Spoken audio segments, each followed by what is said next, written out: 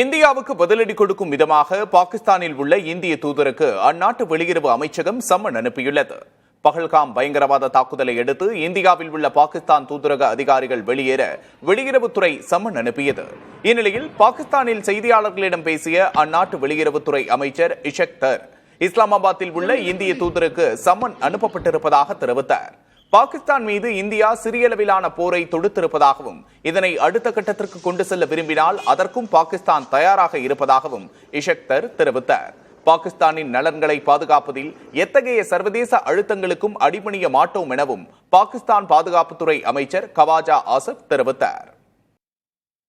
இந்திய விமானங்கள் பாகிஸ்தான் வான்வெளியை பயன்படுத்த தடை விதிக்கப்பட்டுள்ளதால் விமான சேவையில் பாதிப்பு ஏற்பட்டுள்ளது. பஹல்காம் பயங்கரவாத தாக்குதலுக்கு பதிலடியாக இந்திய அரசு கடும் நடவடிக்கைகளை எடுத்துள்ள சூழலில் பாகிஸ்தான் அரசும் தங்களது வான்வெளியை இந்திய விமானங்கள் பயன்படுத்துவதற்கு தடை விதித்து உத்தரவிட்டது. இதனால் வட அமெரிக்கா, இங்கிலாந்து, ஐரோப்பிய நாடுகளுக்கு இடையிலான விமானங்கள் மாற்றுப்பாதையில் இயக்கப்படும் என்று ஏர் இந்தியா நிறுவனம் அறிவித்துள்ளது. அதேபோல தங்கள் நிறுவனத்தின் சில விமான சேவைகளும் பாதிக்கப்பட்டுள்ளதாக கூறியுள்ள இண்டிகோ நிறுவனம் பயணிகளுக்கு தங்களுக்கு ஏற்றவாறு விமானங்களை மறு முன்பதிவு செய்து கொள்ளுமாறு கேட்டுக் கொண்டுள்ளது. இணையதளத்தின் வாயிலாக விமான கட்டணத்தை திரும்ப பெற்றுக் கொள்ளலாம் என்றும் இண்டிகோ நிறுவனம் கூறியுள்ளது. முன்னதாக கஜகஸ்தான், உஸ்பெகிஸ்தான், அஜர்பைஜான் மற்றும் ஜார்ஜியா ஆகிய மத்திய ஆசிய நாடுகளுக்கு செல்லும் இண்டிகோ விமானங்கள் அனைத்தும் ரத்து செய்யப்பட்டன. காஷ்மீரிலிருந்து ஒரே நாளில் 10,000க்கும் அதிகமானோர் விமானங்கள் வழியாக வெளியேறினர்.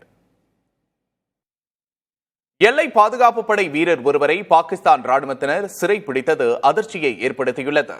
BSF 182வது பட்டாலியனைச் சேர்ந்த PK சிங் என்ற வீரர் இந்தியா பாகிஸ்தான் எல்லையில் உள்ள விவசாய நிலத்திற்கு அருகில் பணியில் இருந்தார்.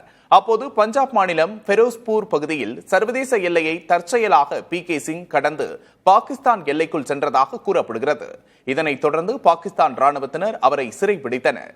இந்நிலையில் BSF வீரரை பாதுகாப்பாகவும் விரைவாகவும் மீட்பதற்கான முயற்சிகளில் இந்திய ராணுவம் இறங்கியுள்ளது.